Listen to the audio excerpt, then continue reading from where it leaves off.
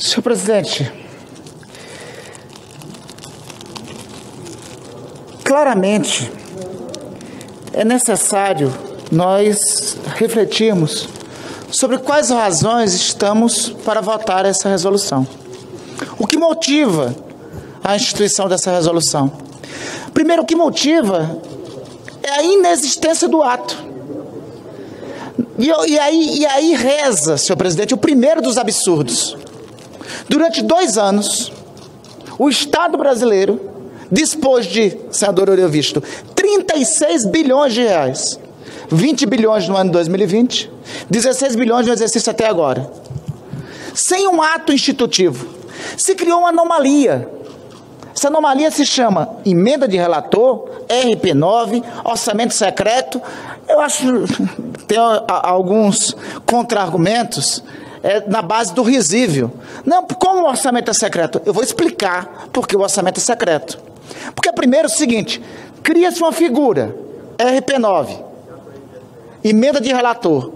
E é esta figura que passa a distribuir mais recursos que todas as transferências que essa mesma rubrica do orçamento fez durante toda a década. É isso. Só ano passado é que essa figura do orçamento público passou a ter um salto para a altura de quase 20 bilhões de reais que não tinha durante toda a década. A pergunta preliminar para todos que estão nos assistindo entenderem é a seguinte: onde foi parar 36 bilhões de reais? Para onde foi? Foi distribuído entre os parlamentares. Quais parlamentares? Para quais estados? Para onde foi destinado? Quais estados receberam esse recurso? Eu sei até que o meu estado recebeu. Mas quem foi que colocou o recurso lá? Quais são os parlamentares, deputados, deputadas, senadores, senadoras que foram beneficiados? Esses seres benditos. Porque esses seres benditos, alguns deputados e senadores, passaram a ter capacidade de acessar, durante 2 anos, quase 36 bilhões de reais, e fazer indicação para terceiros, que nós nem sabemos quais são esses terceiros. É prefeitos de algumas cidades, é governos de alguns estados, mas em alguns casos, o que se ouve, e é o que se ouve, porque não tem regra de transparência, o que se ouve é que deputado ou senador de um estado mandou para outro, sem relação nenhuma. E por que mandou? Qual foi o processo licitatório? Nós podemos estar, eu digo, podemos estar, porque não tem transparência, e a ausência de transparência, vamos ao que se trata. Tem um documento que todos nós nos comprometemos, juramos sobre ele ao tomar posse, se chama Constituição da República Federativa do Brasil. Lá nesse diploma legal, que nós todos juramos sobre ele, tem um artigo 37 que diz: os princípios da administração pública que nos regem e que regem o orçamento público deve ser legalidade, impessoalidade, moralidade, publicidade e eficiência. O que estamos a perguntar, o que dá origem a essa reunião e a tal resolução, é não somente a decisão do Supremo Tribunal Federal, que interpretou o óbvio. Onde está o princípio da moralidade no gasto de 36 bilhões de reais? Para onde foi? Com quem está? Ninguém sabe, ninguém viu. Onde está esse aí mais afrontado? O da publicidade, esse daí. Eu assim, os que defendem essa figura, RP9, emenda de relator, orçamento secreto, seria bom nos explicar isso. Aí o que ocorre? Há uma decisão do Supremo Tribunal Federal. No âmbito dessa decisão, relatada pela ministra Rosa Weber, é dito o seguinte: o item 2 da decisão, senador Lazier, da publicidade e transparência previsto nos artigos 37, caput 163. E mais adiante diz: quanto ao orçamento do exercício 2021, ou seja, os 16 bilhões de reais, e também de 2020, que seja suspensa integral e imediatamente a execução dos recursos. Isto foi. Aí a segunda parte da decisão da ministra Rosa Weber, referendada pelo Pleno do Supremo Tribunal Federal, diz ipsi literi o seguinte: quanto ao orçamento do exercício 2020 e 2021, que seja dada ampla publicidade. Meu querido senador Marcelo Castro, já concluí. Meu querido senador Marcelo Castro, um dos melhores membros deste nosso Senado e do Congresso Nacional, de reputação das melhores aqui. O que estamos a questionar na decisão é que esta parte da decisão da ministra Rosa Weber e do Supremo Tribunal Federal não está sendo cumprido. Alguém pode argumentar, não, mas não tem condições, tem um parecer técnico, ainda bem que temos uma consultoria técnica, que diz que há as condições para dar publicidade a isso, há todas as condições.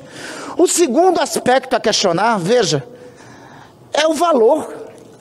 Se foi questionado o excesso, que não tinha transparência, agora se estabelece um valor que é igual ao valor que foi executado até este ano, de 16 bilhões. A rigor, sob o controle das mesas do Congresso, e aí independente que seja, quem seja, e do relator.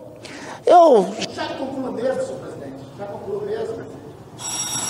A continuar isso, alguém com controle de 16 bilhões, uma proposta talvez para a eleição do ano que vem seja suspender a eleição presidencial e fazer a eleição do relator do orçamento. Ele passa a ser alguém mais poderoso que o presidente da República, que é explanado dos ministérios, que é o Congresso Nacional. Um homem tem 16 bi na mão. Bora eleger o relator do orçamento, esquece a eleição do presidente da República. Esse é o cara que vai mandar, que está com 16 bi para controlar. Então, o que estamos questionando aqui, falo isso para concluir, senhor presidente, é primeiro, a decisão da ministra Rosa Weber e do Supremo Tribunal Federal, da maioria dos seus membros, claramente não é cumprida. E há condições para cumpri-la. Em segundo lugar, senhor presidente, não é aceitável a manutenção da existência dessa figura, de um relator, de uma pessoa, ou seja, a mesa dos congressos, com o poder de definir o destino de 16 bilhões de reais. Obrigado, senador Randolfo. E com a palavra, senador José Aníbal.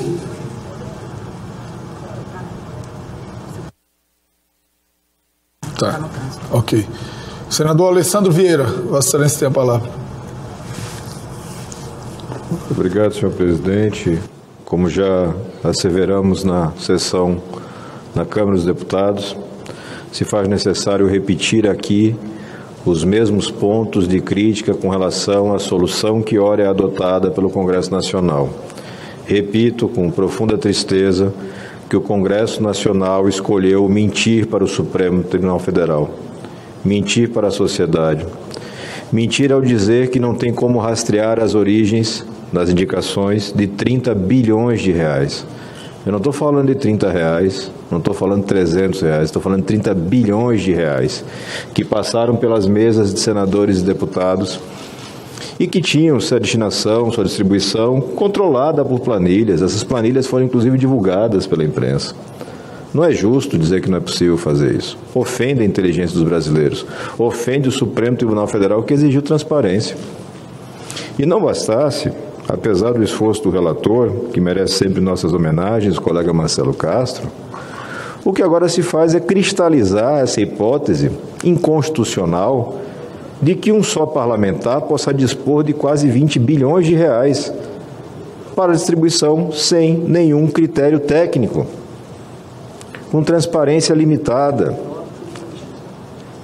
É inacreditável que a gente imagine que um país consegue se organizar, que políticas públicas sérias possam ser estruturadas quando o orçamento tem essa feição tão fragmentada, tão voltada para o atendimento apenas de interesses políticos eleitorais ou eleitoreiros, para não deixar de dar o caráter mais rasteiro desse tipo de negociação. E não se diga que a gente está criminalizando a política. Essa é uma das frases mais repetidas nos últimos anos e mais equivocadas. A única coisa que criminaliza a política é político criminoso. O político criminoso criminaliza a política. O que estamos exigindo, e não estamos sós nessa exigência porque a sociedade exige, o Supremo determina, é transparência e qualidade no gasto. A Constituição não dá a ninguém, a nenhum parlamentar, o direito de fazer as coisas a seu alvedrio. Ninguém. Mas, infelizmente, novamente, o Congresso não mostra para usar as palavras do relator, a humildade necessária para fazer um meia-culpa, para entender que está exacerbando no exercício do poder, para entender que o voto elege senadores, deputados, mas não dá a ninguém o poder de ser dono do dinheiro dos brasileiros. Não dá a ninguém poderes absolutos e autoritários. Nos falta, como coletivo, essa leitura básica do que é democracia. E ao cometer essa falha, novamente, abrimos as portas para que o judiciário faça o seu papel de freio a esse exercício arbitrário de poder por parte do Legislativo. Essa resolução, que provavelmente será aprovada com o voto contrário do Cidadania no Senado, será questionada na Justiça. Ainda de hoje para amanhã estaremos colhendo as assinaturas dos vários colegas que nos procuraram para que prestemos essa informação à ministra Rosa Weber e ao Supremo Tribunal Federal. O Congresso se recusa a cumprir plenamente a ordem da Justiça. É lamentável. Nós todos poderíamos estar aqui sentados decidindo como vamos pagar o Auxílio Brasil de forma efetiva para os mais de 20 milhões de brasileiros que passam fome. Nós poderíamos estar aqui sentados tentando decidir como vamos fazer com que a economia brasileira se movimente e os empregos cheguem e os mais de 14 milhões de empregados tenham um futuro, uma esperança. Como recuperar essa educação destruída miseravelmente pelo governo Bolsonaro, mas nada. Estamos aqui tentando fazer filigranas para poder continuar fazendo manipulação orçamentária. Eu lamento e já antecipo, senhor presidente, o voto contrário a essa resolução, com toda a vênia e todo o respeito ao senhor relator.